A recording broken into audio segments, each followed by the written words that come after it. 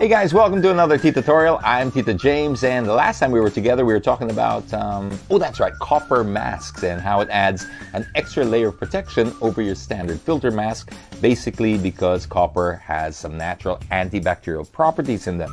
Now, since then, we've been getting a lot of messages from people sharing either their experiences using the copper masks or mostly people asking about any other extra layers of protection, particularly these things that you put around your neck.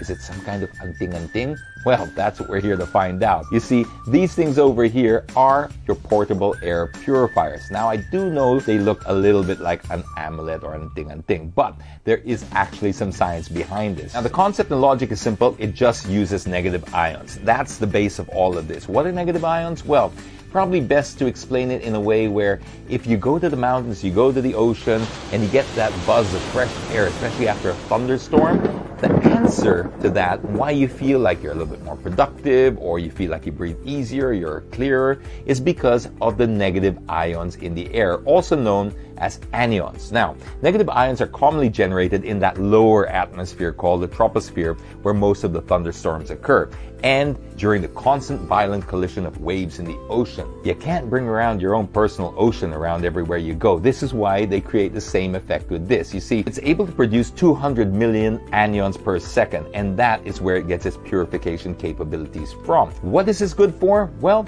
it's good for any kind of allergens, pathogens, and any impurities in the air. Now, nobody's saying this is going to beat COVID-19. There is no product out there yet that can combat COVID-19. What you want to do is reduce your risk by any other pathogens, any other allergens, and any other impurities in the air. Remember, it's not replacing a mask, nor is it replacing your face shield. It is an extra layer of protection, and not just for COVID, because remember, COVID-19 just came over and above every other impurity we have in the air, every other allergen that we still have, every other pathogen. Those things didn't go away and were not replaced by COVID. COVID just added to the big basket of nastiness that we're breathing in the air. This is why it's important to wear something like this around your neck, just to give you that extra layer of protection so that it sends out that negative charge, and then it can actually deactivate some bacteria. It doesn't kill it, it deactivates it. So how does it work? Well, it's pretty simple. You charge it up, that'll last you about 80 hours of charge, so you don't have to fiddle around and worry about it. You put it around your neck, it weighs about 35 grams, so you're not even going to notice it. A lot of people are using this now because they have pets, and if they have sensitive noses, then this thing certainly does help for that. Remember, it's the stuff that you don't see that really starts to bother you. So this thing here will take care of a vast majority of that. Now, I know what you're thinking. Oh, yet another thing to buy, Tito James, and that's why our friends at Ninja Iron have got you covered. We're giving away 3 of these right now. All you gotta do, pop your hand up in the comments box, bust a move, do a dance, anything you wanna do. There are no strings attached to this. If you win it, all we ask is your genuine, honest feedback. So, what you waiting for? Are you still here? Pop your name down in the comments box, put your hands up, do whatever you have to do. Most of all, just stay safe, folks. I'll catch you again next time.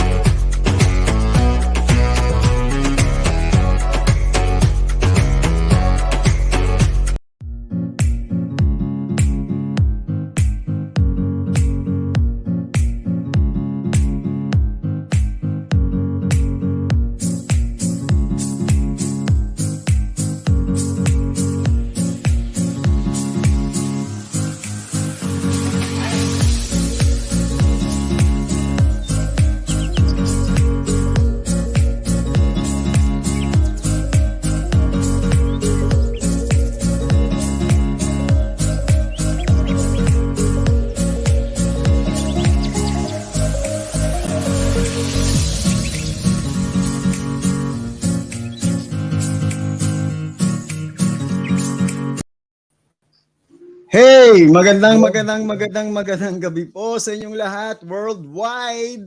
Kami po ay Good live na evening. naman po. Biyernes sa Biyernes, Mabs. Kumusta ka na? Mabuti Kumusta ang naman ating din. weekend?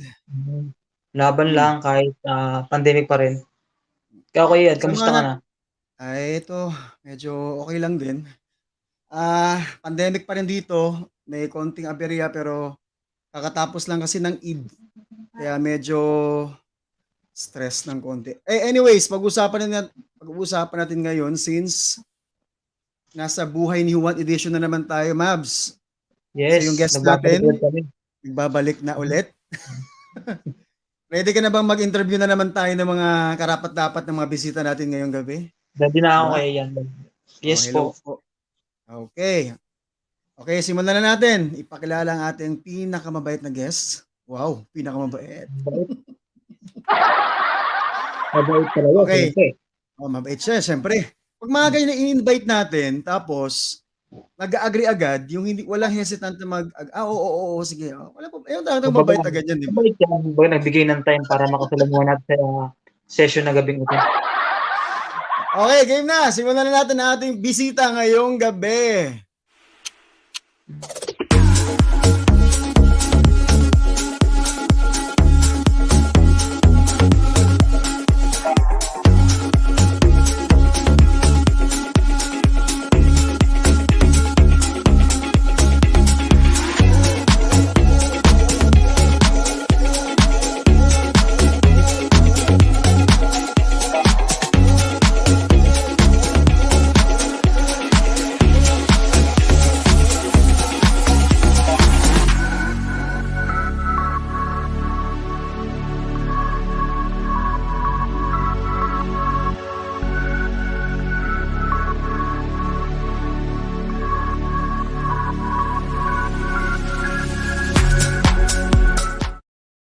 Hey, nakita mo yun, Mabs?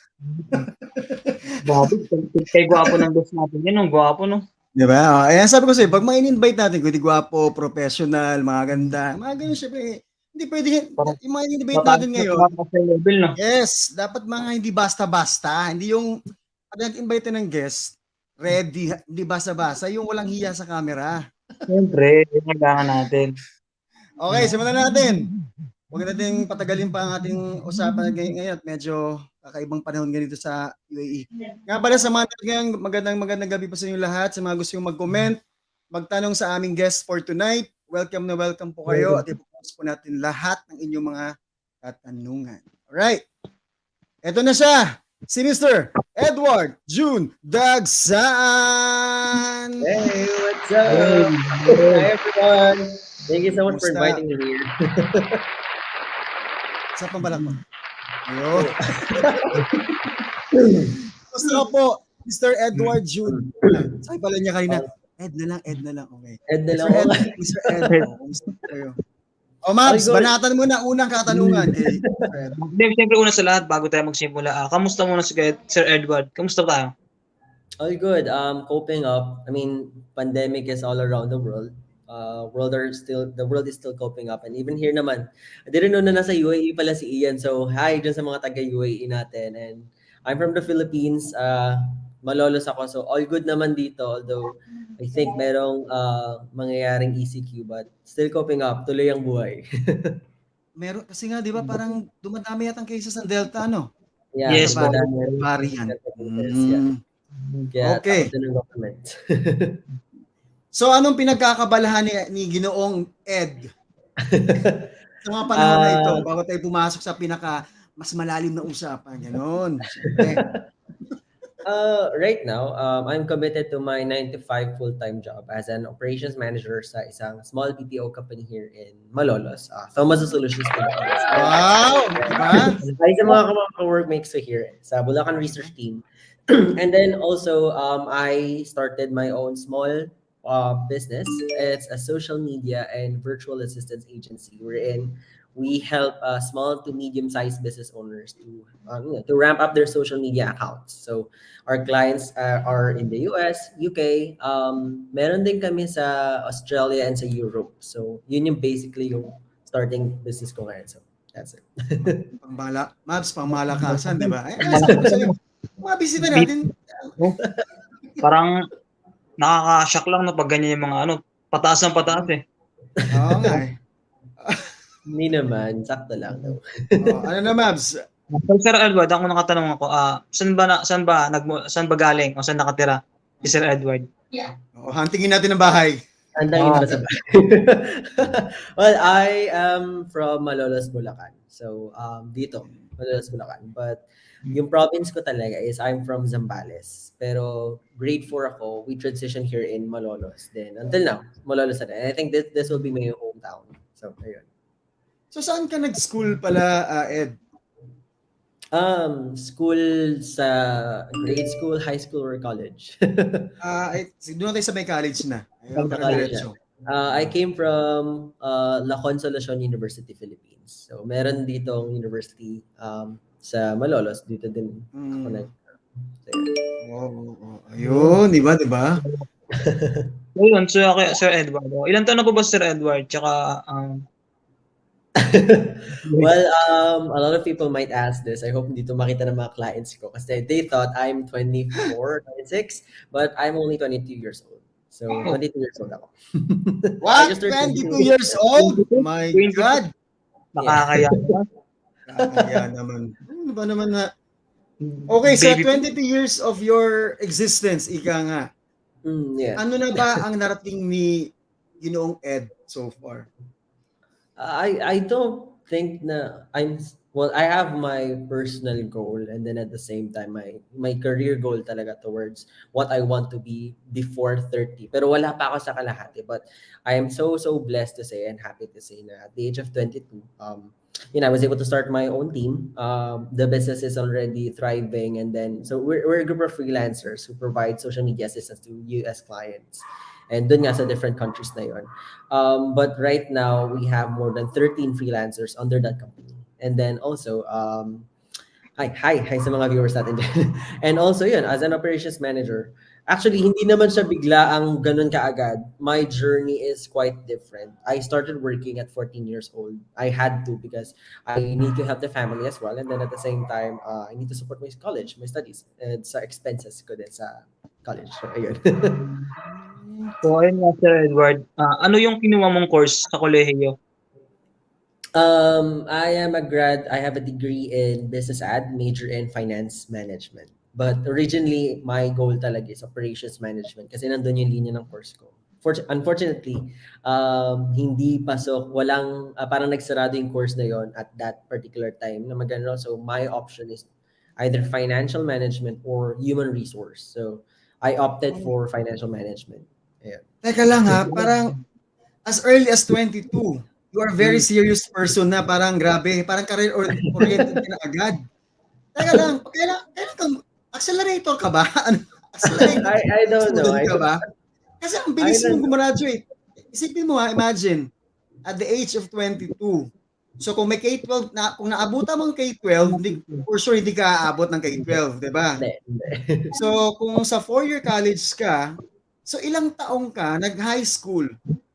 No, same, the usual. 4 years in high school, 4 years in, actually sa college, 3.5 years lang ako. But that's a degree. Kasi I took night college. So during my high school, transitioning to college, I'm working at the same time. So there's no school that would opt me to work and study. Kasi sa college, di ba, block schedule buong araw. So I opted for night college.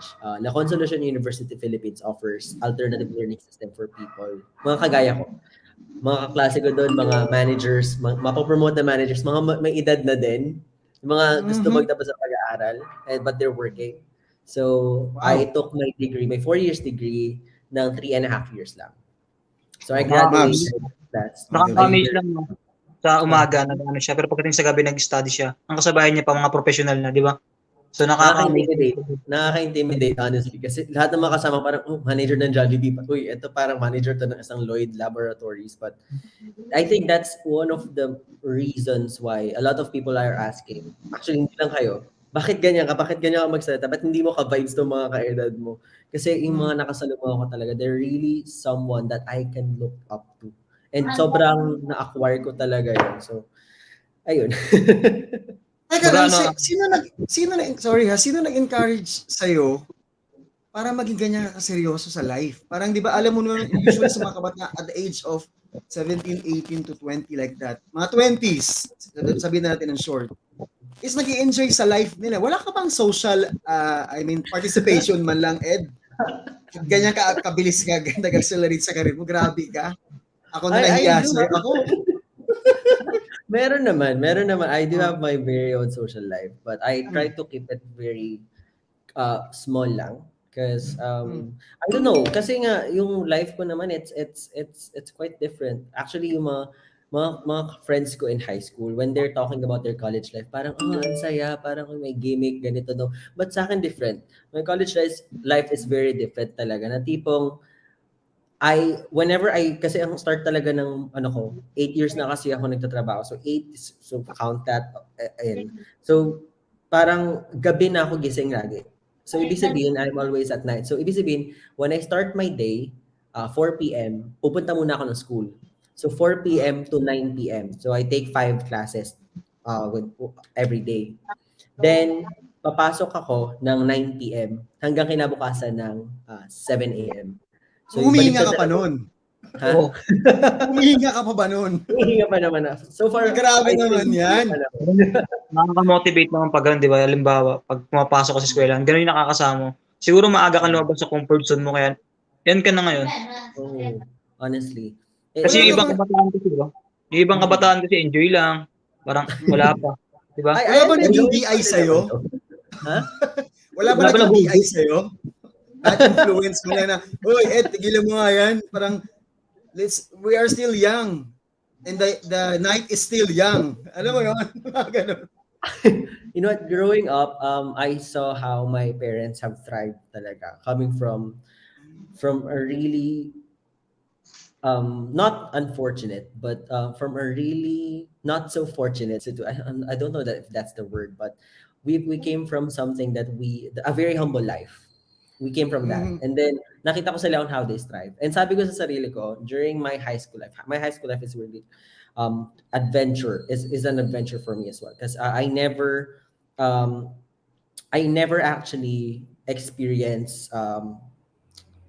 studying on a different school. So lagi kami pinipilit nila mom and dad, ni mama and daddy. Talagang, dito ako sa private school. Even though talagang sometimes we know na parang hindi naman kaya. So nakita ko sila how they really thrive to it. And sabi ko, at myself, I really want to make sure that at the age of 30 or 40, gusto ko talaga, relax na lang ako. So kaya, at the youngest age, sabi ko, sa konting sacrifice lang to. Bawasan ng gimmick, bawasan ng gala, gawa lang ng para ako makagawa ng pera. Kasi naalala ko ng college ako, I took 1 year vocational course. Namimigay ako ng flyers. Yun yung unang kong trabaho. Nalakad ko yan sa bilad ng araw. Para saan? Para saan yung For flyering mo? schools. Different. Sa Kahit school. ano. Oo, sa schools. Pinag-aaralan ko. And then, dinalakad ko yun as in. Tapos, ang baon ko lang noon, parang 20 pesos para sa inumin ko tsaka sa pagkain ko noon. Pero ano doon nga, Sir Edward, yun sa nilalakad mo, gaano siya kalayo? Nakaka-curious na kasi, bilang, sa pagbibigay ng flyers kasi sobrang laki ng mga iba, di ba? Kahit mainit. Honestly, I don't know if there's, if sa Malolos ka, most likely, mula dito sa amin sa Alido, siguro, rough say, 4 kilometers, siguro makakapag-jog ka ng 4 na ikot sa complex, sa any complex, sa Olympic Complex, mga ganun. Ganun siya kalayo, as in. Pero may pipick upin naman kami though. So parang the goal there is to actually give brand awareness nga dun sa school na pinag-aaralan ko before. So, yun. Yun yung una kong work. And then nag-personal assistant ako sa nanay ko. Then, doon ko nakita how serious the work is, corporate world. And then, tuloy-tuloy. So, yung nag-start ng small team si Mama, call center, tapos nakita ko training, parang siguro mga 16 sessions ng training. Then, lagi ako naka-attend no? Kasi syempre assistant ako. So, habang nagte-training sila, it's like I'm getting a free session as well. So, natututo din ako. So, pinapakinggan ko sila how they talk, how do, nahasa siguro ako on the customer service side. Then that's where my career started. Oh, galing. I still remember that I had to lie with one account. Nasabi ko, 16 years old ako. on that campaign. And 18 years old ako, pero talagang 16 years old lang talaga ako. So, it's a call center campaign, home-based, credit monitoring. So, then they see the good, tapos, ayun. Then, I transferred to different accounts. Then, ayun na, college life. I entered college life. Tapos, syempre, gusto ko sa mga projects ko, ako nagagastos. Wag na sila mama and daddy. So, ayun. Doon nagsimula. And then, until now, non-stop, working pa din. Anyways, Ed, sino nag-encourage nga sa'yo na kumuha ng ganong course? Parang, ano ba, financial something? Ano yung course mo ulit? Business ad major. Business ad.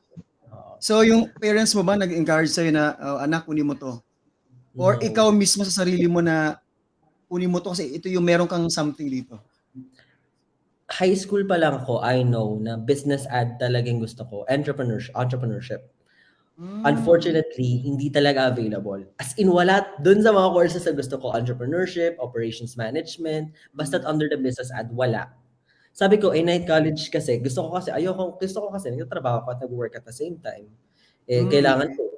So, yun na lang available. Since yun lang, or HR management, yun lang talaga yung inopt ko. But, high school pa lang talaga ako. Alam ko na sa sarili ko, gusto ko business ad, major in entrepreneurship. Yun So, lang ano ba yung pinaka-skills mo nung high school mo? Sa tingin mo ito yung magbo-boost sa'yo to take that course? Parang feeling mo na ito yung skill ko na parang I think I need to boost this to getting this college course. I think it's more of the drive and the motivation that I got from the experiences that I had in high school and in college. It was a really rough life. Trust me, when I said rough life, siguro yung mga bagay ngayon na meron ako, hindi ko to mabibili on my own. Even sa money ng parents. So what I had, it's more on the motivation. Sabi ko talaga sa sarili ko, gusto ko yayaman ako. Gusto ko yayaman ako. Parang feeling ko talaga, feeling ko isa sa mga skill mo yung PR mo. Maboka ka ba? I think siguro feeling maboka ka eh. Parang sa personality mo. So. Because I do hosting as well in school. I see. I do think, I hope so. I hope so. That's a strength.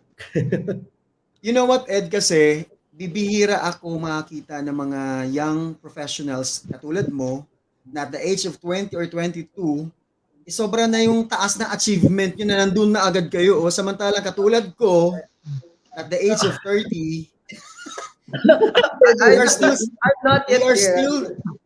what I mean is we are still struggling to find our own ways, you know, to get success na hinahanap namin. Pero sa part mo, young professional ka na at the same time, isa ka ng entrepreneur na rin, di ba? Kasi you have your own business na right now. See? Nakakagulat. Oo naman, of course. Sino bang hindi maging proud na isang Ed Dagsaan? Ako 24 ako pero hindi ko pa na-achieve yung ganyan, di ba? So alam mo naman. Di ba? I think we have different phases in life naman. Yeah. Kaya nga sa mga nanonood sa atin ngayon, it's ang ganda talaga na mag-invite ng mga ganitong mga speakers natin live at marinig natin sa mga side nila yung mga pinagdaanan nila previously. Kasi syempre magandang kapulutan din ng aral ng ibang mga audience natin, right? Kaya very good job ka talaga dyan, Ed. Very good. Kasi hindi na kayo yung nag-isip ng ganyan. Ma-motivate yung mga kabataan dahil sa achievement na nakukuha. I hope so. Nga pala, Ed, ano yung pinaka-first position sa work mo, sa iyong career, ang talagang doon nag-build yung ano mo, yung confidence mo to move forward? Definitely my role as a researcher. So kasi ano yun so my journey before ako magpasok sa yung corporate work talaga na computer na may makikipag-usap, ang dami kong trabaho pinusukan. Ultimo pagtuturo ng sayaw kasi I am also a choreographer. Wow, dancer ha? That's Dr. I mean, I was a choreographer before. I still remember that time. Nice. Naalala ko ang singil ko pa noon dati. It was way back. Is 10 pesos isang bata. Kasi dinuturo ako ng mga bata So 35 sila, magtatrabaho ako, magsisisigaw ako doon, ayos ako ng step overnight, tuturuan ko sila. Then uuwi ako ng 350 pesos. Doon ko na-realize na parang ang hirap pala kitain ng pera. And then, I transition dito. Nakita ko nga habang nagtuturo ako sila, nakikita ko may training sila mama. And then, fast forward, nag-freelancing ako. Doon ko na-discover yung freelancing for sa teacher ko. Nagtrabaho ako as an Amazon order fulfillment specialist. And then, nagko-customer service din ako. And then, dinala ko ng mom ko sa researcher work. So out of nowhere, I have no experience leading a team, as in no experience at all. No experience in creating processes, SOPs, or managing the department. Sinalang kagad ako sa research role na ako daw yung parang point person. Yun yung pinaka-challenging na sabi ko, okay, I had to step up. I have no choice. I need to step up. Kasi by that time, nagka-college din ako. So napakahirap pa yung pagiging researcher, di ba mahirap yun? Honestly, oo. Ano bang, saan field ng research yung ginagawa nyo? Kasi di ba maraming klaseng researcher, no? Saan field ka ba ng pag-research?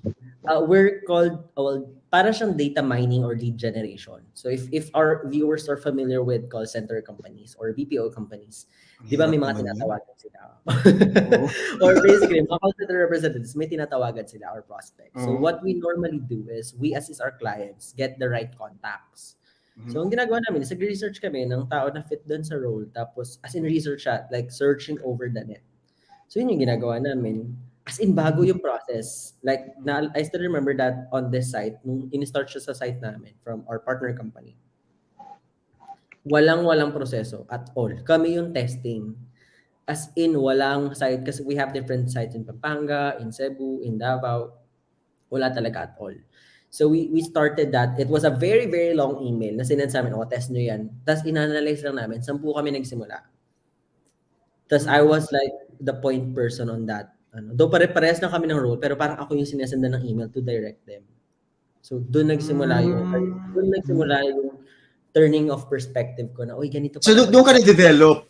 Doon talaga. Sure. Yun nga. Sobra. Yun, Mabs. Nakita mo yun, Mabs. Napapawisin nga ako eh. Gaano siya ka-decidido sa kanyang field, no?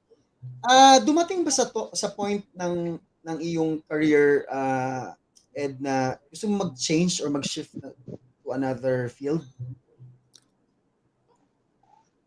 Honestly, at least yung glance man lang, glance lang. I mean, try ko nga iba, ganoon. Honestly, no talaga. Nasa point ako ng life ko na kahit anong trabaho, go. Basta't maayos, basta't may kikitain, go. And so flexible ka talaga, kahit saan field. I think so. Alam mo, I still remember, gusto ko pa nga mag-Jollibee nun. Kasi sabi nila maganda daw yung experience. Hindi, seryoso. Totoo. Yes. Maraming magandang experience talaga mag-work sa mga fast food chains. Kasi ang gusto ko doon is madadevelop talaga yung customer service and then yung patience mo. So yun yung gusto ko dati. Tapos, no chance, ano lang talaga, there's no option for me to opt to that area. Pero kung merong option for me to go, mag-go talaga ako eh. Pero nauna kasi ito eh. Basta ako, ang goal ko lang talaga, that I still remember, I'm writing on my notebook at the age of 25. Gusto ko, makaipon ako ng una kong parang yun ang, before parang dapat makaipon ako ng million on this right age, ganun. Wow. Ganun ako determined. Sabi ko, kailangan at this time may ganito na generating income ko. Although I know it's impossible that time. Kasi sabi ko, paano ko gagawin yun? Wala akong kaalam-alam. Ang alam ko lang, magtatrabaho ako, ito yung kikitain ko. And then, sana all. No, it was a very, very adventurous and a humbling experience din talaga, honestly. And I'm so thankful din na na-experience ko. Kasi doon ako natuto eh. So, alright guys, wait lang, pause muna tayo. Ed, magpapahinga muna tayo ng konti para at least mga yung kinain ko, grabe yung career niya, no?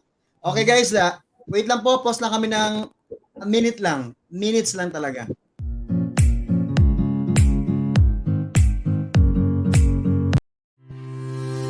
No water, no life. Water is an important substance in our life. This substance makes up the majority of our body weight, and it is involved in some of the important functions, like flushing out waste from our body, regulating body temperature, and helping your brain function. We get most of our water from the beverages we drink, and as an adult, most of us are conscious on the type of water we intake. As part of our campaign to protect and keep every one of us safe against germs and viruses, we gladly introduce to you, from the makers of Copper Mask, Copper UV Bottle.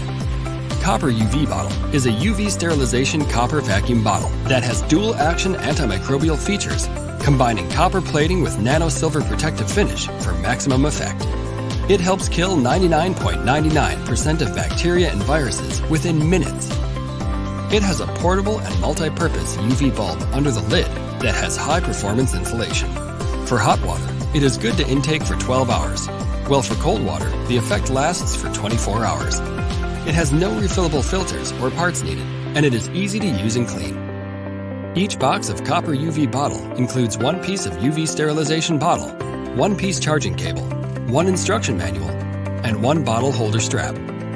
Now, let us explore the parts of the UV sterilization bottle. This part is the UV LED display, while this one is the nano silver protective finish. Next is the UV sterilizing power button. This part is the silicone cover. The next one is the UV light, and lastly is the charging contractors. Now let's learn how to use it. Short press the UV sterilizing power button to activate the sterilizing process. UV LED display will light up. Reminder, do not remove the lid once the sterilizing process has started. Wait for 3 minutes for the sterilizing process to complete. Once done, the UV LED display will show a check mark. Once the sterilizing is complete, you can remove the lid and enjoy a cleaner drink. Important reminder, be sure to fully charge the sterilizer before using it for the first time. The next thing we will learn is how to charge the sterilizing lid. First, remove the lid from the bottle. Then, flip over the lid and remove the silicone cover to expose the charging contractors. Next, take the provided charging cable and match up the charging prongs. When charging, the LED will turn red. When fully charged, the LED will turn white. Once done charging, be sure to place the silicone cover back over the charging contractors. Drink safe and clean water with Copper UV. Get yours now at www.ninjaph.com.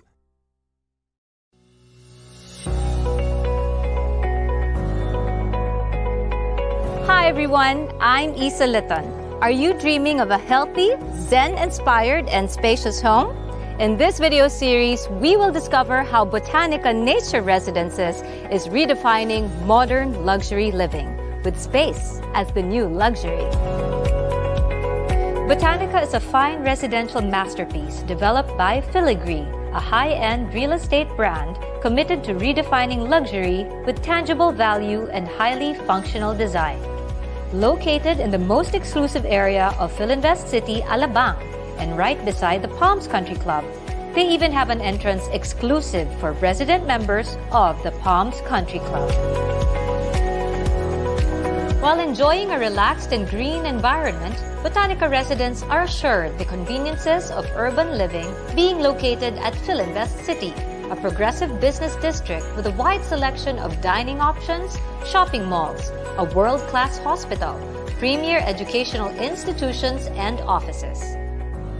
This impressive project by Filigree is an award-winning property, bagging the Best Apartment Award with 5-star rating in 2018 and the Best Sustainable Residential Development for the Philippines for 2020-2021 at the Asia Pacific Property Awards. It also has a 4-star Verde rating, which makes this a certified green building by the Philippine Green Building Council. Amazing, isn't it? On top of that, what makes Botanica really special is being in a thriving metropolis, Philinvest City, recipient of the U.S. Green Building Council's LEED for Neighborhood Gold certification. Imagine living in a neighborhood that offers a better quality of life with all its open green spaces, bike lanes, and other beautiful green infrastructure. Let's take a sneak peek of the unique Botanica lifestyle with its magnificent design, generous indoor and outdoor spaces, and princely lifestyle amenities. We're here at the ground lobby of Tower 1. You will feel a warm and stately welcome as soon as you step into the space. The lobby, as well as the rest of the indoor common spaces, were designed by Miaja Design Group, a Singapore-based interior design company who's an expert in designing luxury real estate properties and 5-star hotels. Aside from the sprawling gardens, Botanica also boasts of its spacious business center, where residents can study, work, and hold intimate gatherings. At the center of this iconic leaf-shaped building is the atrium, also called the Flow Garden, which resembles a Zen garden. Meanwhile, the sunroof allows natural light to come in so that residents get to enjoy some much-needed peace and tranquility.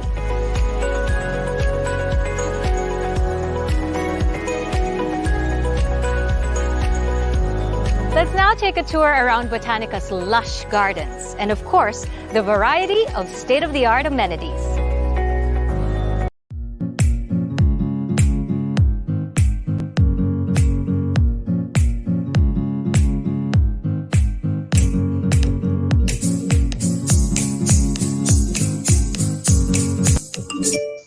Yo! Nagbabalik ulit tayo. Pahinga-pahinga na tayong konti, di ba? Ay, hindi ko kinaya yun Oo nga pala, ito na. Mabs, alat na. So yun, Sir Ed, ang tanong ko po, habang nag-aaral ka ng kolehiyo, tapos nagkatrabaho, hindi ba dumating sa point na gusto mo nang sumuko? Dahil work tapos study sa gabi? Oo, dumating din naman, honestly. But I would never leave work. Parang sa akin, dumating sa point na stop na lang ng school, ganun. Pero continue lang. Hirap din eh. Kasi ang hirap nun eh. Pagsasabay-sabayin ko yung thesis, yung reporting, weekly reportings, tapos yung mga commitment sa trabaho, tapos nagsasabay sa commitment sa school. Tapos may time nga na before 2 days or 3 days ata akong walang tulog. As in diretso walang tulog. Talaga ako, totally wasted. As in wasted talaga. Dahil ko pa yung wasted na tao. Talagang hindi mo talaga ako makausap. Tapos I had to kasi kailangan pumasok. So, dumating din. Circulate pa ba yung yung focus mo sa work? Kasi 2 days kang walang tulog. Yun nga lang magpuwet tayo na hanggang 7, tumatayo na balahibo ko eh. Nung high school kasi ako, puyatero talaga ako. I still remember that time. Talagang kahit sa choreo, naalala ko nga din even my high school mga kabarkada ko. Pag may gagawin kaming sayaw, tapos syempre competition. May mga times na aabot ako ng 5 a.m. para lang makabuo ng buong ganun talaga na dapat tapusin ko ito ngayon, hindi pwedeng hindi. Kailangan matapos to kahit walang tulog. So, parang nasanay na din ako. Pero yung 2 to 3 days, yun talaga, mga 1 day kaya ko pa 24 hours. Mga 30 hours, 36 hours kaya ko pa. Pero nung time na yung 48 hours na, sabi ko hindi ko na talaga kaya. Tapos, ayun, naka 12 hours of sleep ako. Na-skip ko yung school ko. Hindi ako nakapasok ng Pero that was really my downside talaga ng point. Sobrang dikit ng schedule mo, Ed. Meron ka ba minsan na time para relax? Parang give your space naman a little bit to, alam mo yun, to pamper yourself, like, pahinga, beach. Nung college, walang pamper. Wala talaga? Wala talaga, as in, walang pamper, walang spoiling, wala. Nagkaroon lang ako ng time to really spoil myself after college. Yun talaga, sabi ko. Grabe, marugtog talaga. Parang sabi ko, ilulubusin ko to. And I really did enjoy naman. As in, I am personally enjoying what I can do right now, especially right now, na parang, meron akong resources that I can allocate kapag gusto ko. So, ayun. Kasi diba, Ed, yung mga kabataan nga, like, sa mga ganyang age kasi, diba, ayan, addict sa ML. ML nga yung career nila ngayon eh. Diba? The whole ikaw nagpupuyat ka for doing something for your business or what. Pero yung iba dyan nag-ML 24/7, my goodness. Hindi ko alam kung ano meron sa app na yan. Diba? Diba, Mas? I don't know too. Pero Sir Ed, ano naging pinaka-motivation mo para ipagpatuloy mo talaga yung pag-aaral? Diba sabi mo kanina kung i-stop mo na yung study mo para continuous to work. Ano yung pinaka-naging motivation mo? Bata pa lang talaga ako, gusto ko na talaga ng madaming zero sa bank. Gusto ko talaga parang kasi nga 'di ba galing kami sa a very humble life. Parang sabi ko sa sarili ko, I really want at the age of this, gusto ko kaya kong bilhin yung gusto ko. Gusto ko somehow and then in the future I'll be a good provider to to my soon family. Your So, family. ganun na yung aspect ko nun. Sabi ko, and my mom always tells me na parang hindi yan overnight na hindi yan overnight work na oy pagkagising mo parang kung gusto mo alamin na isang bagay, hindi yan matutulog ka tapos pagkagising mo alam mo na. No. Some people would have to stay up all night just to really do what they want to do the next morning. And I really idolize. I really am so idolizing Mark Zuckerberg. Yung life ni Mark Zuckerberg. Yes. Kasi diba, Yes. diba at the youngest age sila, parang they were able to retire and then they were able to build their name up. Even si Apple, the CEO of Apple before, Si Steve Jobs. Steve Jobs. ba? Parang ang pinapanood namin before, pinapapanood sa amin nila mama and daddy na. Yun yung mga movies na yun. So parang their life, paano nila nagawa to, why, and I still remember bakit parang why do they wear the same clothes every single day, the same design. Parang all black lang sila. Black, tas slippers sa sneakers. Yun lang. Reason behind that pala is they don't spend so much time allocating their resources and their mindset sa different area na hindi naman daw makakatulong. And I still remember my mom, na-addict din naman ako sa ML before. As in, may time pa naman ako. Okay. Pero hindi yung Buti nakawala ka. hindi naman siya yung I still give time for myself to do ML. Like 1 ML, just to relax lang, to breathe. O kasi may ibang kabataan ngayon, Ed, addict sa ML, hindi mo na nga mapapaihi yan eh. Iihi na lang, parang hirap pa siya kasi alam mo na, addict. Pero yun nga, Nakawala ka. as in, hindi naman ako sobrang addict. Parang siguro, naglalaro, like 4 times a day. Yun lang, 4 times, then that's it. Parang tumatak lang din sa isip ko, lagi sinasabi na, anong mapapala ako doon? Parang, ano natutunan mo? Natutunan mo ba to or ganito? So instead of me really working on that or doing some stuff like that, I sometimes read articles or watch movies that are educational. Ang corny pero ang boring pero it really did benefited me as in sobra like in a different perspective. Kaya siguro mas gusto ko talaga yung kasama yung mga matatanda kapag nag-uusap sila, nakikinig ako parang nga dapat yan. Inspiring yung mga stories nila, di ba? Oo, pati yung the way they act. Minsan minimimik ko sila parang dapat ganun pala pag tayo, how you speak to the public, how you stand up, how you dress yourself. That's why parang sa akin parang namulat ka agad. Malaking bagay din, no? Malaking bagay din sa'yo. Oo. Ayun. Yung sa business mo ngayon, di ba meron ka nang tinatayong business, may existing business ka ngayon. So, i-introduce mo naman sa dito sa live natin. Ano ba meron dyan sa agency mo na yan? Ayan. So I'm not sure if our viewers are aware of how freelancing works. So I started as a freelancer and I created my own social media agency. So it's a social media and virtual assistance agency wherein we help business owners in the US or UK or anywhere in the world that needs a personal assistant to work on their admin tasks. Ganito kasi yan. Instead of you, like say for example, if you're an American, instead of you hiring one person to do a customer service job, so that's like costing like $1,000 or more than $1,000. So $2,000 a month, $4,000 a month, mababa na yun. Pero yung $4,000 a month na yun, pag in-outsource kasi nila here in the Philippines, mas madaming taong pwede pa sahudin nun. Meaning, less cost. So that's what we're offering. Parang we're providing them services to gain engagement sa social media. Instead of you hiring a social media manager on your side, why not i-outsource mo na lang sa amin? So para siya talaga... Mas makatipid din ba sila? Oo naman, definitely. Look, ang per hourly rate ng isang employee sa US, minsan na maabot ng 80 per hour. Eh yung 80 per hour na yun, minsan isang araw na ng isang tao natin here in the Philippines. So ilan yung empleyado mo ngayon na nag-workforce dyan sa... They're project-based freelancers, but they're 13. 13. Tulong-tulong kayo niyan to promote. Oo, from different clients. Me, Australian, my minsan Instagram account. So yun lang naman yung namin mga Instagram account ng clients, Facebook, LinkedIn, mga TikToks ng clients. Kasi it builds brand awareness sa mga brands nila eh. Kunyari, bottle company, yung nagsisell sila ng reusable bottles. So kami mag-aayos noon. Kami magde-design, gagawa ng captions. So, yun. So that's Kung basically let's talk about, since nasa business na tayo, so let's talk about yung mga virtual thing, di ba gumawa ko ng virtual. How about yung mga AI ngayon? Ano masasabi mo sa mga AI Yes. things? Kasi di ba, Honestly, wait lang Eds ha, tinan mo ha, pagdating ka sa AI medyo, pagdating sa workforce, wala na kasi gaanong tao niya, no? Human thing, di ba? Anong masasabi mo dyan? Since may business ka na ganyan. I have to be honest. Threatened kami, especially dun sa customer service side.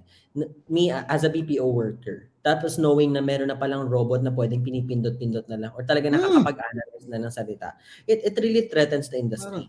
But what we can offer as a social media manager is the empathy that we can provide and the feelings that we have towards those campaigns. In order for you to really, di ba pag sa social media, di ba minsan may mga memes na nakakatawa, right? Yung ma-attract yung audience. Hindi kayang gawin ng robots yan. Kasi only an individual that has a brain and a heart can definitely actually create those types of campaigns. So that's what we offer. So threatened ako on the side of yung customer service roles na mga projects ko kasi kaya nito ng mga other companies eh. Kaya na nila to. Pero yung mga other side like social media or yung personal assistance, may mga apps na din nun, hindi naman masyadong threatened. Pero syempre, napapaisip ka din, ano yung next big thing? Yes. It's always thinking ahead of time, like, okay, what happens if this did not proceed? Yun yung isa sa natutunan ko sa business. When I was taking a course and at the same time studying, it's a good thing. Kasi sabi nila, pag nag-aaral ka, it's always a theory. So wala kang kaalam-alam, like tinuturo lang sa'yo. But when you're working, that's when you apply that theory. Good thing for me is, I study, ma-apply ko siya ng early afternoon, makukuha ko yung theory early afternoon, at ma-apply ko siya pagdating ng gabi. So, grabe ganun naman si din. Ed magsalita. Grabe kang Ed magsalita. Kala mo parang kausap ko, parang 45 years old na. Grabe Grabe yung mind. Hindi, I mean, grabe. Ganun ka naka-mature at the age of 22. Grabe ka naman. Ayoko na sa world. Hindi naman. I had to. And it's needed on my end. So, and I think it's a good, and I think that we can encourage those young individuals. Kasi alam mo yung hesitant lahat sila eh, na parang, ay pagbata ka, hindi mo to kayang gawin. Alam mo yun yung main goal ko right now at my life, is to really encourage people, especially the young individuals, to take up their space. It doesn't matter if gaano ka kayang.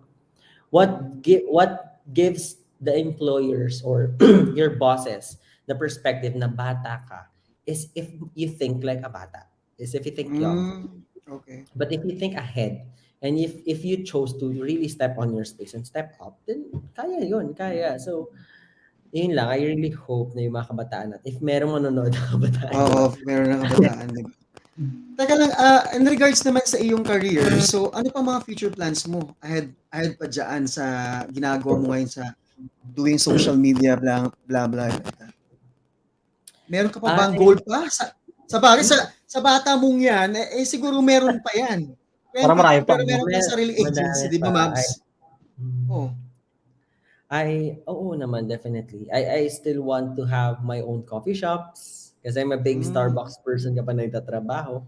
I want to have my own coffee shop. I want to have my own co-working space. Yung parang the same kasi I love my work eh. I found love in the work that I'm doing. So I want people to have that kind of setup. So I want to create a co-working space. Yung like a mini office na arkilahan para doon sila mag-work, ganun.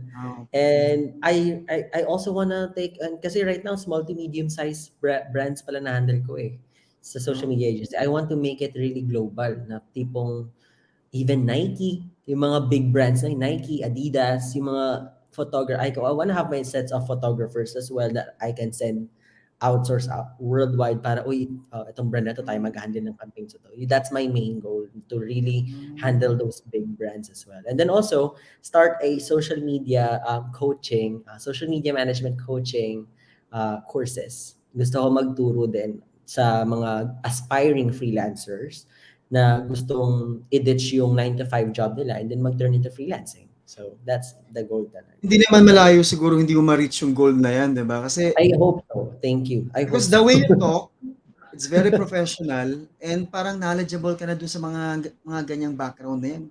Parang ang dali mo agad makahikayat ng mga clients to be part with your team. Parang ganun ba yun? Well, I think strength points yon definitely. Kasi tama. ang gusto ko na talaga makausap ko lang yung kliyente. Alam kong Gina yan, Gika. Pero so far, ano mga biggest company na yung na top mo na sa partnership sa business mo? So far. Well, I was able to book in a deal with a 1-year contract for a influencer marketing company. So that company is an influencer market. If you're familiar sa mga influencers natin sila, kunyari sa atin sa Philippines, sila ba mga influencers natin? Sila Social media. Sa social media, Mia, sa mga ganun. So, I was able to partner up with that company and then nagpo-provide ako ng virtual assistant sa kanila. So, tatlo na yung pinrovide ko sa kanila. What we normally do, since US clients is, we tap into those influencers. If you're familiar with Bretman Rocks, sila, yung mga influencers. Yeah. Nakausap namin sila on email. Then, negotiate namin, sama nyo to sa YouTube nyo, ito yung price. So, yun yung biggest brands talaga na handle namin right now. So, pero so far, mga small brands, mga podcasters, mga katulad nyo, we handle social media. May mga clients kami na katulad nyo in the US na they are passionate about spreading positivity. They started this channel. Tapos kailangan nila ng graphics designer, kailangan nila ng caption writer. Kami yun. So, complete package sa agad yung agency mo? Even sa pagbubuo ng content? Ganon. Content marketing, content captions, hashtags, managing the accounts, graphic designing, admin tasks like emails or any virtual assistant that can be done offshore. Any work na kayang gawin sa ibang bansa for them. Yeah. So pwede din kayo sa mga pa-trending, ganon. Oo, ganun. Kaya doon definitely. Kasi we can edit videos as well. We can create contents. Memes, mas madali nga kapag Pinoy. Pero ako, I really want to serve offshore. Mainly because kasi the packages that we're offering, since it's an agency, medyo parang kapag tinransfer mo siya dito or kinonvert mo siya here in the Philippines, magugulat sila, bakit gano'n naman kataas yun? Parang gano'n. So, ayun. Ay nga pala, ma'am, may iba tayo, konting personal sa kay Ed, i-engage na pala yan siya next year. Diba? Congratulations, Ed, for... Thank you. Pero Sir Ed, sobrang busy mong tao. Sobrang motivating to. May time ka ba sa loob? Oo naman. Kaya nga siya i-engage na sa next year. May pag-ibig ba? May relationship ba? Yeah, I'm currently engaged right now. And I'm happy to engage right now. Last July, I was able to engage with my future wife. And excited to do the next season that I would be having. Kabado but excited din. So hindi ba siya makakasagabal? Sabi nga nila, career, love, life, mamili ka. No. You know, in college, isipin nyo to. Actually, tinanong din to before. Like on the interview. Paano mo napagsabay yun? Career, tapos school, tapos love life. I mean, it's a really time management lang talaga super. And then I really have a very supportive fiance na I still remember that time nung college ko na really no time. Alam niya na yan, pag end of the month, mga 25 to 30 to 1 ng the next month, alam niya hindi niya na ako makakausap niyan. Kasi either end of month reporting sa company na pinagtatrabuhan ko o kaya tapos finals pa noon or quiz pa kasama sa school. So alam niya na yun, si Eduard, 2 hours na lang tulog niyan ngayon. So she'll understand na. And Gano'ng kahaba ang pasensya mo naman, Ed? Especially grabe yung mga oras mo, tigda 2 oras sa tulog. Kape-kape ba tayong labanan dito? No, that's actually a good question. I don't drink coffee now, but I drink coffee before. Ngayon hindi na kasi nag-acid reflux na ako. But in terms dun sa patience, siguro mahaba din. I am sometimes short-tempered kapag kasi yung passion for quality sa natutunan ko talaga sa work na kapag sinabing ganito dapat ang output. So, short-tempered ako sa ganun. Pero pagdating sa pasensya kapag waiting or really patiently waiting or really talaga mag-aantay ka sa mga outputs or mag-aantay ka ng mga results, medyo okay naman din, mataas-taas naman din. Since ikaw yung pinaka-boss, 'di ba? Parang gusto mo ba yung talagang pag sinabing ito yung date, ito talaga dapat kailangan mangyari. Yeah. Kahit Kasi anong ganun mangyari. ako. Oo. Okay, Well, good. if I said to my clients or to my boss na today is the deadline or next week will be the deadline, next week Friday, I make sure that 3 days before Friday, the deadline nandun na. Prepared na. So the same way with why I'm teaching my VAs as well, yung mga virtual assistants ko din. Okay, if sinabi ng client na ganito, dapat ahead of time tayo. Then they won't, parang they can't understand why. May mataas naman yung deadline. Because you always have to make room for revisions. And then at the same time, try to put yourself as well at their shoes. In their shoes. Siyempre gusto mo, di ba, dapat mas maayos, mas maaga. So, ayun. Ay, Mark. Di ba? Oy, nga pala, kanina may mga back natin na yung mga nanood natin. Dami Miss pala Christy Benfield from USA. Hello po, Tita Hello po. Christy. Magandang gabi Hello. po from Philippines and from UAE. Si Obet daw na nagkukunwari yung taga Switzerland. Ito mga friends ko kasi po. Sa Mark Joseph Jansen from Alain. Yun. Meron ako isang magandang tanong sa iyo, Eds. Anong pinaka best mong quote for yourself and for your career? Meron ka bang quote? Parang ito yung pinaka guide kong quote. No, not really ako. Parang I saw this somewhere. It's not my quote, but if you want, you can't change the world with a 40 hours work week. Kasi di ba, when we say 40 hours work week sa corporate world, it's 8 hours a day of workload.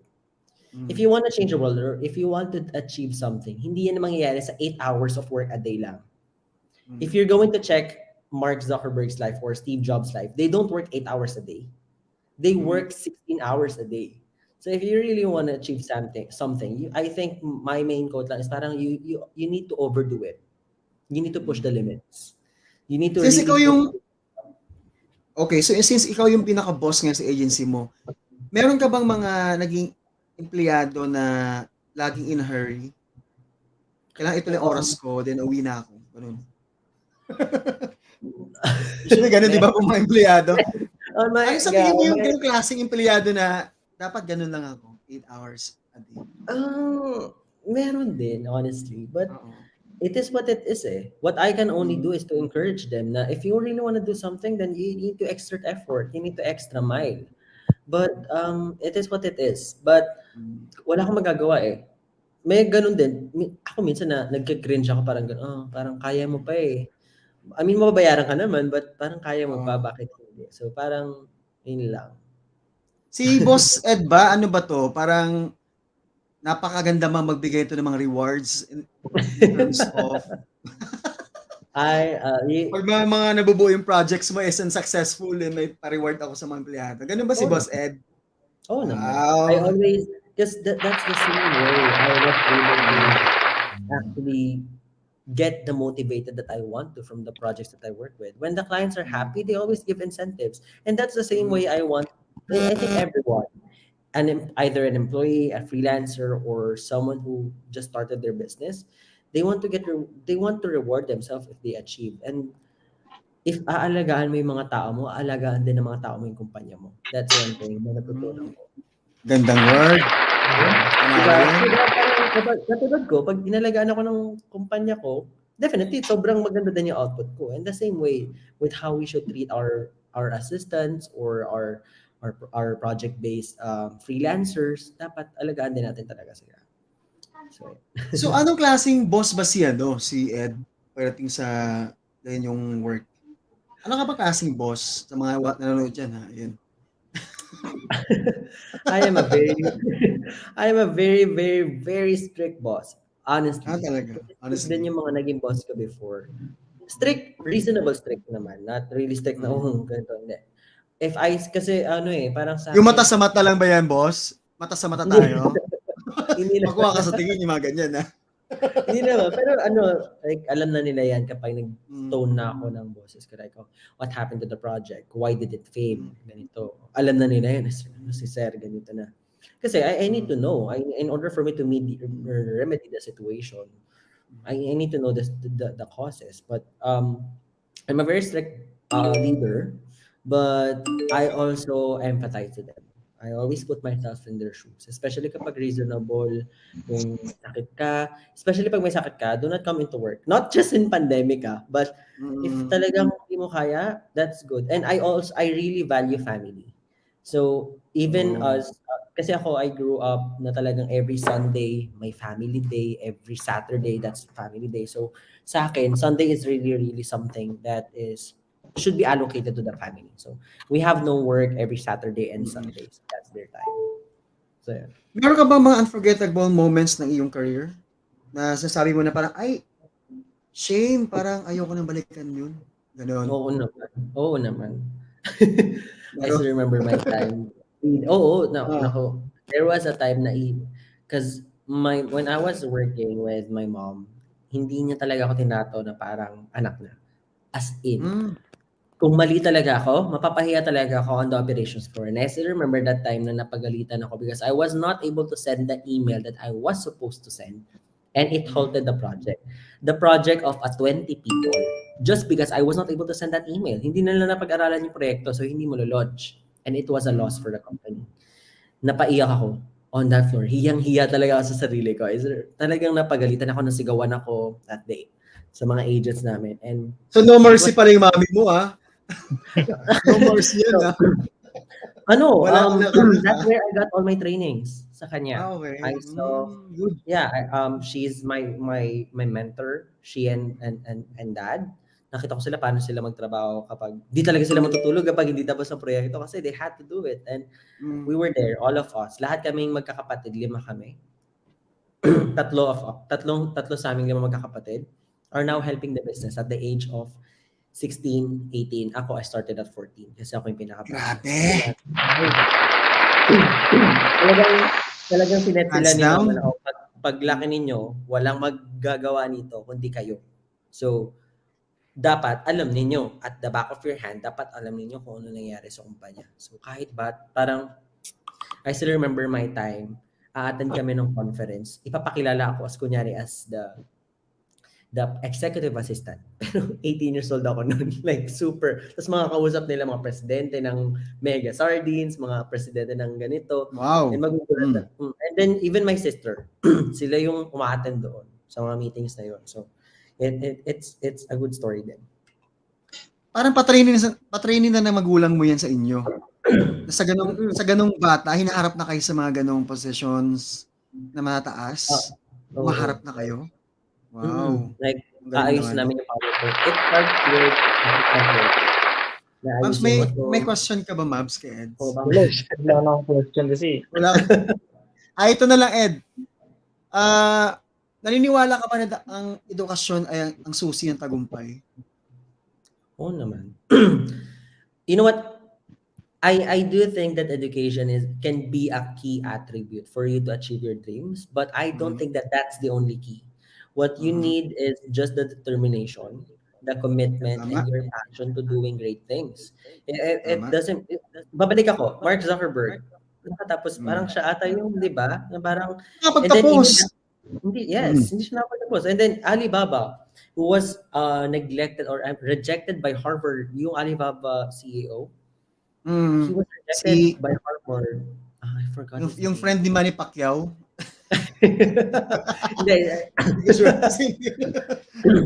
Pero yun kasi yung mga tinuro sa amin nila mama and dad. Talagang it doesn't matter. And I saw some people na talaga nag-thrive. What matters most is talaga yung drive mo and yung passion mo. And then it's a matter of life is full of choices. What matters most is anong pipiliin mo. Would you become a better person or would you slack there and then just sit and then wait for a potato to fall or wait for a bayabas to fall on your head? Dapat it all starts with you. So I don't think that education I believe that education can be a good helping attribute para ma-achieve mo yung dreams mo, but I don't think that that's the only thing that will help you achieve in life. Kasi for me kasi, ang education is para lang siyang bridge, di ba? Yan yung bridge mo to go further. But before that, sabi mo kanina, kung meron ka determination, focus ka sa iyong career or sa iyong goals in life with your educations, para na tayong si Ed niyan. 22 years old, successful ka na agad in life. O, di ba? Yun! I don't really think successful, but thank you for that word, though. Yeah, for me kasi talaga, Ed, at the age of 22, hindi lang ako makapaniwala sa mga ganyang mga youngsters na mga professionals and even entrepreneurs. Sa mga napapanood ko sa mga TV, di ba? Meron ding mga ilan na interview ng mga young scholars, professionals, entrepreneur, nasa age of ganon, 15, 20, grabe na yung kanilang success in life. Siguro kasi minsan, depende kasi sa mga pathways natin, no? Sa mga pinagdaanan natin or even sa background natin, siguro nga, may mga iba, nabablock din sila doon sa mga ginagawa nila kasi nga, syempre may mga iba-ibang sanga-sanga din na mga problems. But still, if you still focus naman doon sa ginagawa mo, tuloy-tuloy pa rin naman yan ang success, di ba? Oh, and add ko lang din dun, it's important that at your age, parang think ahead of time. You know, it really works. What happens 5 years after now? You vision yourself. Who do you want to become 5 years from now? Lagi yung tinatanong sa mga retreats sa school or even sa essays. I didn't know. Hindi rin eh. Sa interview, usually. Usually sa interview though. Sa interview. Di ba, Boss Ed? Natanong yan. Interview. But parang, di ba, parang at the young age, you have to set a goal. And achievable. Kasi kung ikaw, tumupo ka lang, then ginagawa mo lang isang bagay pa ulit-ulit, then you don't have a goal. Your goal is just to tapusin na araw na to, bukas na ulit. No. Parang you have to plan for the future. What do you want to become sa future? And I think that really helped me a lot na talagang to get that kind of drive and passion. Oh, push things to the limit. Go for it. Sky's the limit. Go lang and go, Ed. Parang ganun. Meron pa tayong mga 3 or 4 questions pa before tayo mag-Ed. Sure. Ito, one more question, Ed. Naniniwala ka ba dun sa mga nag-hop? Job hopping na tinatawag. Ano masasabi mo dun sa mga ganong... ako kasi ganun, isa ako sa ganon. Ng mga job hop na nag-hop talaga na, alam mo na yung pag hindi ka satisfied sa company. Ano masasabi mo dun? Kasi ikaw parang feeling ko wala. Go straight ka eh. You know what? Isa lang sa natutunan ko on that area is sometimes one of the main reasons why they're job hopping sa call center sobrang sobrang rampant yan is either sa compensation or their leaders or their bosses. Sa akin kasi isa sa natutunan ko, you cannot choose your boss. You cannot choose. Hindi ka pwedeng mamili ng boss. Pag nagtrabaho ka, yan yung binigay sa yung reporting mo or yan yung sahod na in-applyan mo, then yun na yun. Go for it. You have to, parang sa akin, I really don't idolize or I really don't encourage people to do job hopping. On my side, but I really admire them, the courage that they have. Pero parang sa akin, parang siguro, parang kasi sa HR, makikita yan eh kapag nag-job hop kayo, parang bakit 2 months ka lang dito? Sa akin kasi on my knowledge of job hopping, parang 2 months, 3 months pa lang lumipat ka na kagad. So matatanong yun sa'yo, parang bakit job hop? Ba't di ka tumagal sa kumpanya? And they would opt not to hire someone. Ako on my case, as on a standpoint of a business owner, I wouldn't hire someone na alam kong hindi tatagal sa akin because I would invest so much sa'yo, not just on the resources, but in learning sa matututunan mo. Mag-hire ulit ako ng kapalit mo, tapos tuturo ako na naman. Yes. Yung retention. So, I don't recommend that, but it's okay on some cases. Though. You know what, sa akin kasi, Ed, kaya ko nasabi sa'yo yan, kasi sa experience ko rin kasi, since nag-job hop ako before, na pinagsisihan ko rin somehow, kasi nga, kung hindi rin ako umalis doon sa previous company ko, which was good naman, siguro hindi ako makarating dito sa UAE eh. Kasi nagko-cross country ako, lumipat ako ng ibang work kasi nga it's because of, yung tama kanina, it's because of my boss kasi hindi siya maganda magtrato, hindi rin siya unfair din siya magbigay ng mga incentives, hindi rin fair. Di ba ganun usually mga issues ng mga job hopping? Issues ng fair, increment hindi maganda yung treatment sa'yo or may mga favoritism. Part of it, issues talaga, di ba? tama rin yung sinabi mo kanina, when I have those interviews before, why you need to leave to your company, ganyan, bakit, why only this, why yun, ang daming tanong, di ba, sa HR, nakaka-stress din minsan. Oo, Kaya tanong yan. guys, wag kayo Bakit di ka mag-job tumagal hop. dito? Bakit 2 hours ka lang? 2 hours pa, 2 months ka lang. Oo, yun. Kaya guys, wag kayo mag-job hop pag hindi pa secured yung mo. I mean, tama ba yung mga tenorship sinasabi nila na dapat at least 5 years sa company? Tama ba 3 to yun? 5 years, dapat tumagal ka Mas recommended ba? sa HR. Yun nga, kasi nga, katulad mo, ikaw, at the age of 22, which is I mean, hindi lang din sa'yo, yung sa mga guys natin dyan na at the young age na nag-job hop, kasi sabi nila, bata pa naman ako so I still have chances to look another opportunities outside. But I don't think na maganda siya sa record mo, di ba? Kasi parang, usually, karamihan sa mga HR na, sorry sa karamihan sa HR ngayon na para mga lang din naman sila, ewan ko ba, kung anong klaseng HR sila. Nagpa-front lang sila. Ito na lang nila yun. Kahit yung iba naman, kahit 15 years ka na sa company, para di ka pa rin nila i-accept. Right? Iba naman, 1 year ka pa lang sa company, pero alam mo yung mga ganong fair din minsan. Yes. Somehow, hindi mo rin din kasi masasabi talaga, Ed, no? Yung takbo ng mga career ng ibang mga kung saan man silang position ngayon sa work. But I mean is, siguro nga, yung job hopping is not really recommended, especially nowadays na pandemic, right? Oo, especially right now. I think everyone can agree na pag may work sila, you hold on to that work kasi it's not wise na bitawan yun on a really pandemic crisis, lalo na ngayon. Kasi napakahirap ng career movement ngayon. Although, lahat naman, I mean, sa'yo, hindi ka talaga pwedeng isali dito. Kasi may sarili ka ng company. But for us as employee, but we are still looking for something good for us. Kasi alam mo naman kasi yung mga, yung mga Pilipino, especially pag mga overseas employees, di ba? Itong mga OFW, as much as meron kaming advantage sa other companies, why not take this one, di ba?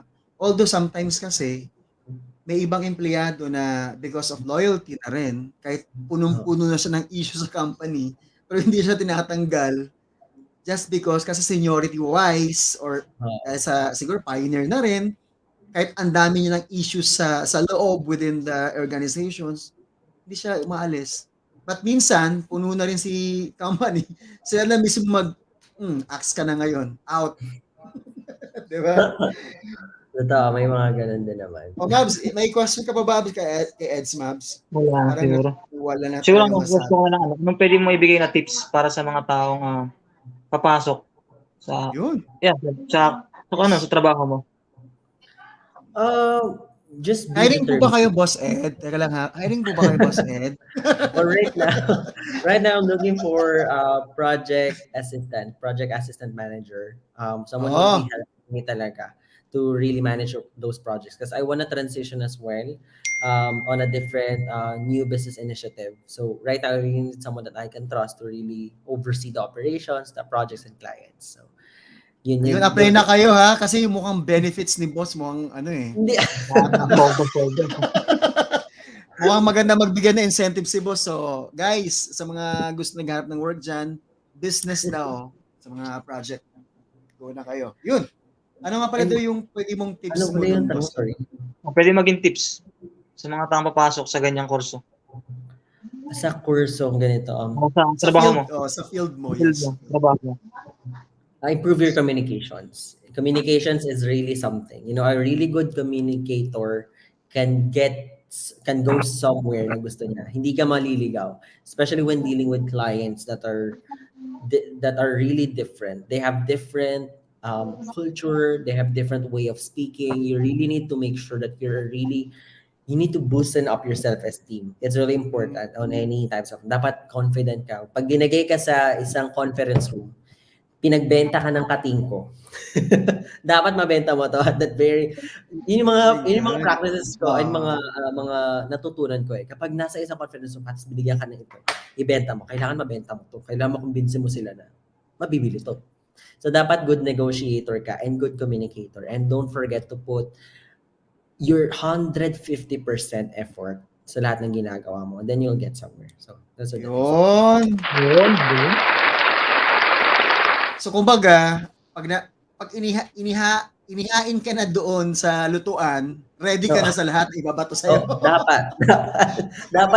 Dapat iisa ka pero yung sangkap mo katumbas lahat. Dapat ka. Yes. Kumbaga wala ka ng phone a friend or call a friend. Oo, dapat. Ready ka na talaga dapat sa grabe si Boss Eds. Ilang tanong pa tayo, Eds or Mabs, before tayo mag-end ng ating session for today. Teka lang ha, before tayo mag-continue, shout out daw po muna here sa UAE.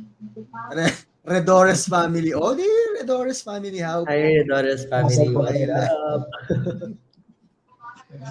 Pero Ed, at night ba before ka ba mag-sleep? Ano ba yung usually na pinag-pray mo for another day naman na dating sa'yo?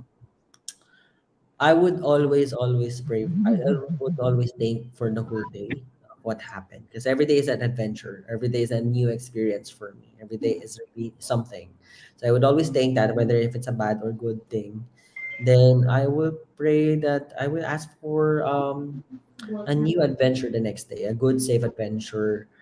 Something that yung purpose talaga. Yung kasi yung ayoko mawala sa akin. Yung purpose ko, yung passion ko. So I'm always praying na sana pagdating ng time na medyo na-achieve ko na yung gusto ko, hindi pa rin mawala yung passion ko. I don't want that kind of passion na mawala. So, and determinations, I hope na mag-stick pa din sa akin yan. So, ayun. Yun. Pero dapat, Ed, siguro din naman, huwag mo rin kalimutan yung health mo, di ba? Kasi importante rin talaga yung health. Kasi kung ganyan ka-busy na parang ewan ko sa'yo, sobrang kabisihan mo, wala ka ng time sa iyong health.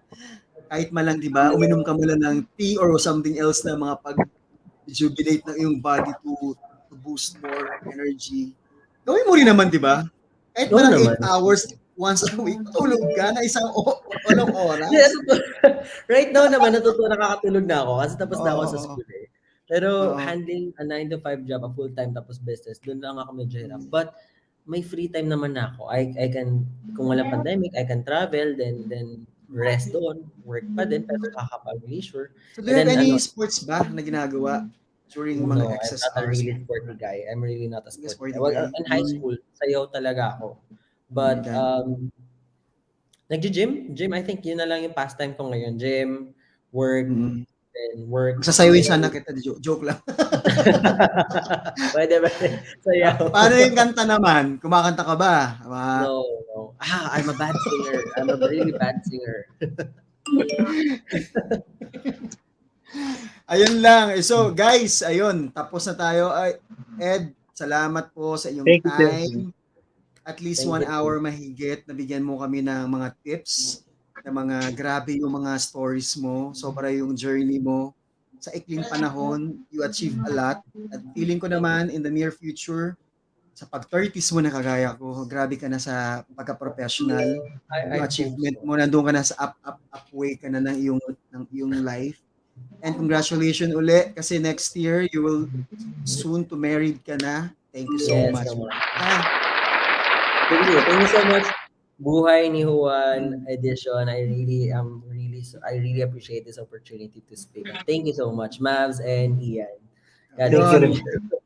Kaya guys, maraming salamat po. Kami po ay magtatapos na uli sa aming edition for today. And hopefully by next week, meron na naman tayo another visitor from Saudi Arabia, isang OFW, at maganda rin pag-uusapan next week, Friday. Yun guys, maraming salamat po and see you again on Friday. Mavs, thank you. Thank you. Bye. Thank you guys. Magandang gabi.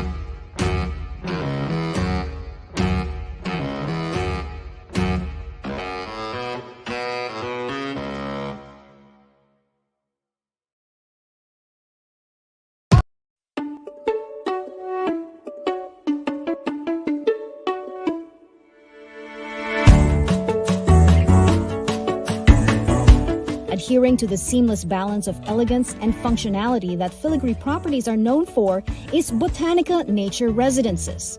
The award-winning, lush and low-density property is redefining condominium living through its mindful use of space and design, proving that now, more than ever, space is the new luxury. Well, maybe you can talk to us about the different parts of the unit. Where would you like to start? Would you like to start maybe the living area? Well, this living area is great because it's got exposure from both that window and the window across, which opens out into the courtyard. There's a central courtyard where light pours down through, and so you're never in a dark area in your apartment. You're always surrounded by light. And I love how we were able to get the kitchen to open up to the dining and then the living room, so that from end to end you see a really beautiful set of environments. It's a nice progression, actually. And then we're going to move on to the bedroom. What is so special about the bedroom of these units? We really maximize the space. So when you walk in, you'd actually be quite surprised at how open and large the spaces feel. Even the smaller bedrooms feel generous. That's the thing about apartment living. You never have enough storage. Well, we try to give you as much as possible. Versatility is key to any living space, and with Botanica's efficient and flexible design, residents can easily adapt to the ever-evolving functions of a home. For instance, the live, work, play at home lifestyle has driven the need for a home where one can do all. And at Botanica, this is already a given. There is already, in the first place, a washroom, right, as you enter, a place where you can refresh. And in fact, in this particular unit, there is a little vestibule off the powder room where you can just lay your things out and spray your sanitizer, etc. can all be there, so you don't even need to walk into the powder room. You can just freshen up as you enter. And then we have right off the entrance a room. It's one of the 3 bedrooms, and it's separated from the other 2. So you could use it as a quarantine room. Once you've recovered, you can use it as a work from home station. A key thing about Botanica, the way the spaces are treated, it gives you a sense of harmony, gracious proportions, and of course an attention to detail that's prevalent throughout. Every corner at Botanica is masterfully designed to give you the space that you deserve. Discover a whole new level of comfort, sophistication, and grandeur to vertical living with Botanica's progressive design approach that truly exemplifies that space is the new luxury. If you want to know more about filigree, please visit the newly opened Filigree Show Suites at Corporate Avenue, Philinvest City, Alabang. You can also schedule a visit through their website at www.filigree.com.ph.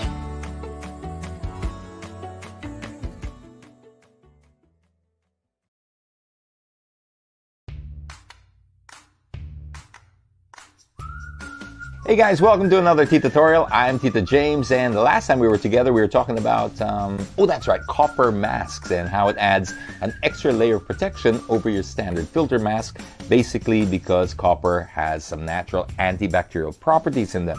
Now, since then, we've been getting a lot of messages from people sharing either their experiences using the copper masks or mostly people asking about any other extra layers of protection, particularly these things that you put around your neck.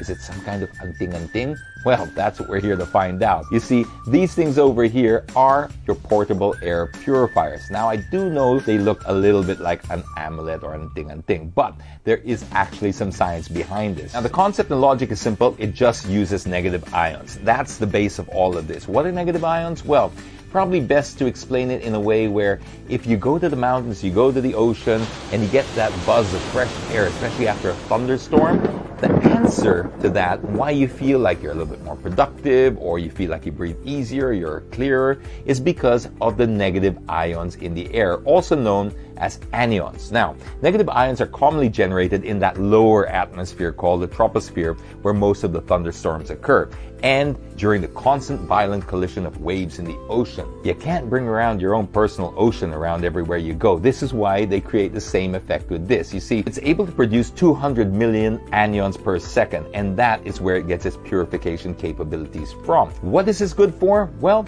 it's good for any kind of allergens, pathogens, and any impurities in the air. Now, nobody's saying this is going to beat COVID-19. There is no product out there yet that can combat COVID-19. What you want to do is reduce your risk by any other pathogens, any other allergens, and any other impurities in the air. Remember, it's not replacing a mask, nor is it replacing your face shield. It is an extra layer of protection, and not just for COVID, because remember, COVID-19 just came over and above every other impurity we have in the air, every other allergen that we still have, every other pathogen. Those things didn't go away and were not replaced by COVID. COVID just added to the big basket of nastiness that we're breathing in the air. This is why it's important to wear something like this around your neck, just to give you that extra layer of protection so that it sends out that negative charge, and then it can actually deactivate some bacteria. It doesn't kill it, it deactivates it. So how does it work? Well, it's pretty simple. You charge it up, that'll last you about 80 hours of charge, so you don't have to fiddle around and worry about it. You put it around your neck, it weighs about 35 grams, so you're not even going to notice it. A lot of people are using this now because they have pets, and if they have sensitive noses, then this thing certainly does help for that. Remember, it's the stuff that you don't see that really starts to bother you. So this thing here will take care of a vast majority of that. Now I know what you're thinking. Oh, yet another thing to buy, Tito James, and that's why our friends at Ninja Island have got you covered. We're giving away 3 of these right now. All you gotta do, pop your hand up in the comments box, bust a move, do a dance, anything you want to do. There are no strings attached to this. If you win it, all we ask is your genuine, honest feedback. So, what you waiting for? Are you still here? Pop your name down in the comments box, put your hands up, do whatever you have to do. Most of all, just stay safe, folks. I'll catch you again next time.